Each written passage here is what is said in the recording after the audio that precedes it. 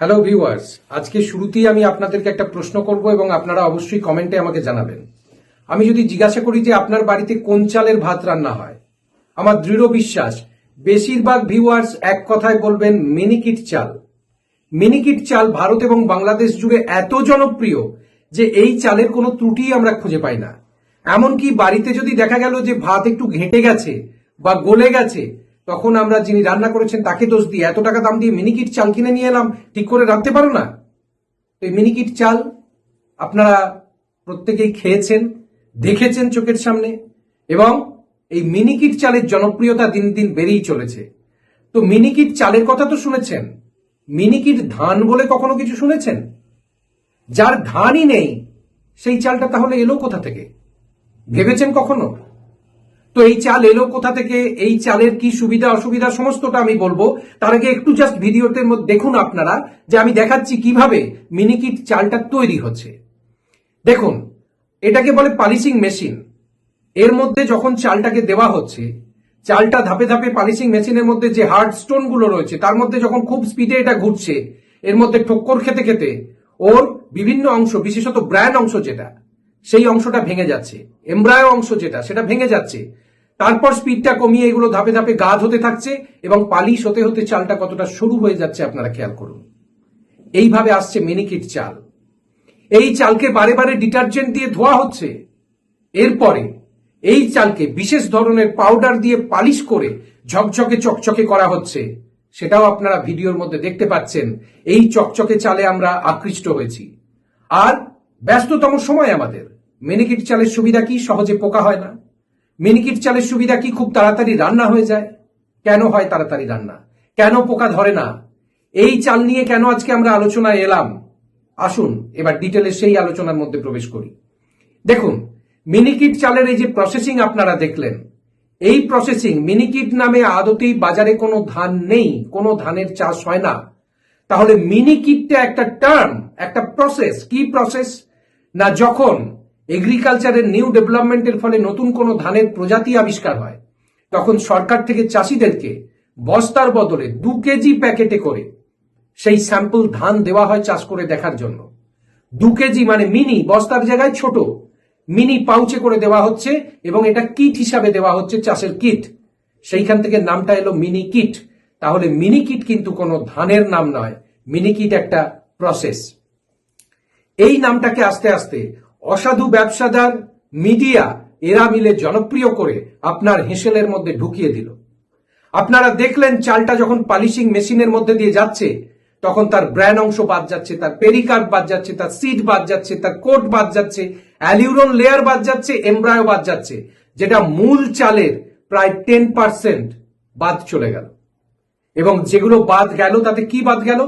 এর মধ্যে vitamin niacin, যেটা আমাদের মস্তিষ্কের সচলতার জন্য ভীষণ দরকার, সেটা 85% বেরিয়ে যায়।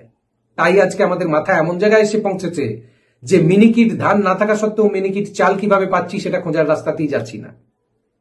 আর কি বাদ যাচ্ছে? এখান থেকে বাদ যাচ্ছে পেরিকার্ড, অ্যালিউরন লেয়ার, যার মধ্যে মেন প্রোটিন এবং ফ্যাটটা থাকছে।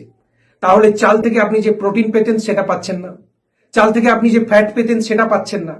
এর ব্র্যান্ড অংশটা বাদ যাওয়ার কারণে এখান থেকে 51% মিনারেল বাদ চলে যাচ্ছে এবং 80% ফাইবার বাদ চলে যাচ্ছে। আর জার্ম অংশটা বাদ চলে যাচ্ছে, যেখান থেকে আপনি পাচ্ছেন না ভিটামিন নায়াসিন, ভিটামিন থায়ামিন এবং ভিটামিন ই। এই ভিটামিন ই কি করে বলুন তো? আপনার বার্ধক্য প্রতিরোধ করে, শরীরে ক্যান্সার প্রবণতা কমায়। তাহলে বুঝতে পারছেন কেন ক্যান্সার প্রবণতা ক্রমাগত বাড়ছে, কেন মানুষ দ্রুত বুড়িয়ে যাচ্ছে এবং যার জন্য বিভিন্ন ক্রিমের দরকার হচ্ছে। এই যে অংশগুলো বাদ চলে গেল, সেই অংশগুলো সব চলে যাচ্ছে অন্য প্রসেসিং ইউনিটে, যেখান থেকে তৈরি হয়ে আসছে রাইস ব্র্যান অয়েল। তাহলে যে চালটা আপনি 40 টাকা কেজি দিয়ে কিনতেন, সেই চালটা আজকে 60 টাকা কেজি দিয়ে কিনছেন, প্লাস তার সঙ্গে রাইস ব্র্যান অয়েল কিনছেন আরো দাম দিয়ে। তাহলে একই জিনিস যেটা আপনার 40 টাকায় পাওয়ার কথা ছিল সমস্ত পুষ্টি পাওয়ার জন্য ভাত থেকে, আজকে ডবল দাম দিয়ে, ডবলের থেকেও বেশি দাম দিয়ে দুটো প্রোডাক্ট আপনাকে কিনতে হচ্ছে সেই একই পুষ্টি পাওয়ার জন্য। বুঝতে পারছেন কি সর্বনাশ আপনার হয়েছে? এবং যে চাল মিনিকিট নামে খাচ্ছেন সেটার শুধুমাত্র এন্ডোস্পার্ম অংশটা খাচ্ছেন, যার মধ্যে কার্বোহাইড্রেট ছাড়া আর কিছুই থাকে না, যা অবশ্যই আমাদের ডায়াবেটিসের সমস্যাকে বাড়িয়ে দিচ্ছে।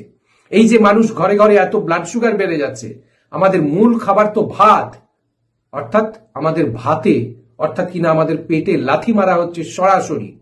এ বিষয়ে সমস্ত সরকার কিন্তু নিশ্চুপ।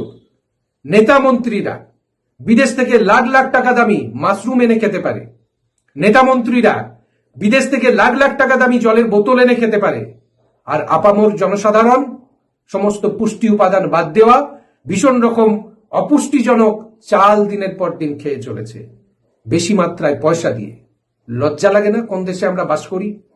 আজকে সারা বাংলাদেশ জুড়ে আন্দোলন শুরু হয়েছে মিনিকিট চালের বিরুদ্ধে, আর ভারতবর্ষে আমরা এখনো জানি না পর্যন্ত যে কি হতে চলেছে আমাদের সঙ্গে, আগামীর ভবিষ্যৎ কি হতে চলেছে। কি হতে চলেছে জানেন? হতে চলেছে সেটা আমাদের হার্ট ডিজিজ ক্রমাগত বাড়তে থাকছে, আমাদের ক্যান্সার প্রবণতা বাড়তে থাকছে, যে গলগণ্ড রোগের প্রকোপ আমাদের ছিলই না প্রায়, সেই গলগণ্ড রোগের প্রকোপ বাড়ছে, ঘরে ঘরে থাইরয়েডের পেশেন্ট পাওয়া যাচ্ছে, আর অ্যাজমা বা হাঁপানির প্রবণতা বেড়ে যাচ্ছে। মিলিয়ে নেবেন বন্ধু, এগুলো চারপাশে বাড়ছে কি বাড়ছে না।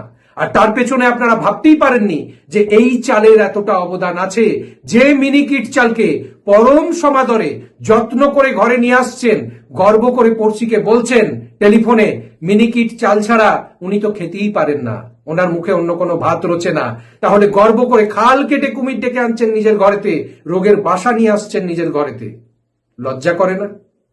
লজ্জা যে করে না সেটা তো আমি জানি, কারণ এর পরেও মানুষ এতটাই স্বার্থপর, মানুষ এতটাই মেরুদণ্ডহীন, এতটাই দোকান কাটা, এই ভিডিওটি চুপচাপ দেখে রেখে দেবে এবং চেপে যাবে, নিজের পরিচিত আত্মীয় স্বজনকে শেয়ার করে তাদের সচেতন করার রাস্তায় পর্যন্ত যাবে না। এতটাই স্বার্থপর আমরা হয়ে গেছি। তো এই জায়গা থেকে যদি আজও আমরা বেরিয়ে না আসি, ভেবে দেখুন যে চালটার 10% বাদ চলে গেল, চালটা কতটা সরু হয়ে গেল।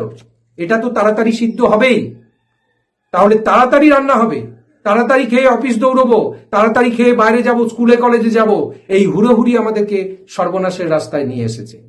ভাবতে হবে কি লজ্জাজনক পরিস্থিতিতে আমরা আজকে এসে পৌঁছেছি। এই চালে পোকা ধরে না কেন জানেন? এই চাল সহজে নষ্ট হয় না, কারণ জীবাণুরা আমাদের থেকে অনেক বেশি বুদ্ধিমান। যে চালে কোনো পুষ্টি উপাদানই নেই সেই চাল তারা খেতে আসবে কেন? চালের পোকা পর্যন্ত এই চালে আসে না কেন? না, এর থেকে সে পুষ্টি উপাদান কিছু পাবে না।